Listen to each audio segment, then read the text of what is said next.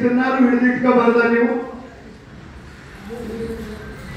3 ಸೀಟ್ನಲ್ಲಿ ಒಬ್ಬ ಹೊರಟೋಗಿದ್ದಾನೆ, 12 ಜನ ಯಾವ ಹೋಗ್ತಾರೋ ಇರ್ತಾರೋ ಗೊತ್ತಿಲ್ಲ.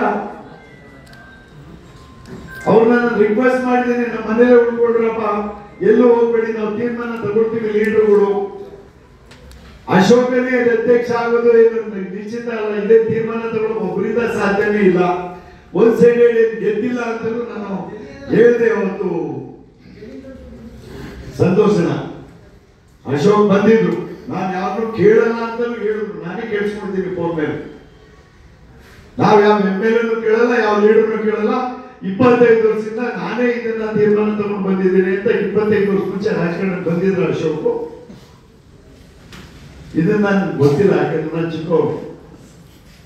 ಹೀಗೆಲ್ಲ ಮಾತಾಡೋದ್ರಿಂದ ಅವರು JDS ನವರೇ ಆಗ್ಲಿ, ಯಾಕೆಂದ್ರೆ ನಾನು ಮೊನ್ನೆ ನಮ್ಮ ತಾಲೂಕು ಅಧ್ಯಕ್ಷರು ಫೋನ್ ಮಾಡಿದ್ರು, ಸರ್ ಕುಮಾರಣ್ಣ ಬರ್ತಾ ಇದ್ದಾರೆ, ಪೂಜೆಗೆ ಬನ್ನಿ. ನನಗೆ ಬೇಗ ಬಂತು.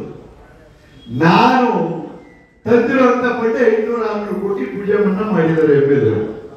ಒಂದಿನ ನನ್ನ ಕರೆದಿಲ್ಲ ಸರ್, ಒಂದಿನ ನನ್ನ ಕರೆದಿಲ್ಲ. ಇಡೀ ಕರ್ನಾಟಕದಲ್ಲಿ ಒಂದೇ ಕೋಸ್ಟ್ ಸ್ಟೋರಿ ಸರ್, ಒಂದೇ ಆಗಿರೋದು.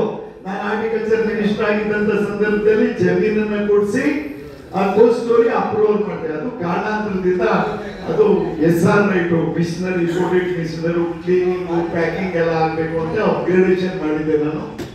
ಅದು ಈ ಸರ್ಕಾರ ಹಣ ಕೊಡೋದ್ರ ತಡ ಆಗಿ, ಆಮೇಲೆ ಜಮೀನು ಸಭೆಯವರು ತುಂಬಾ ಪ್ರಯತ್ನ ಪಟ್ಟಿದ್ದಾರೆ ನಾಮಕರಣ ತಗೊಂಡು ಹೋಗೋದಕ್ಕೆ, ಆಗಿಲ್ಲ.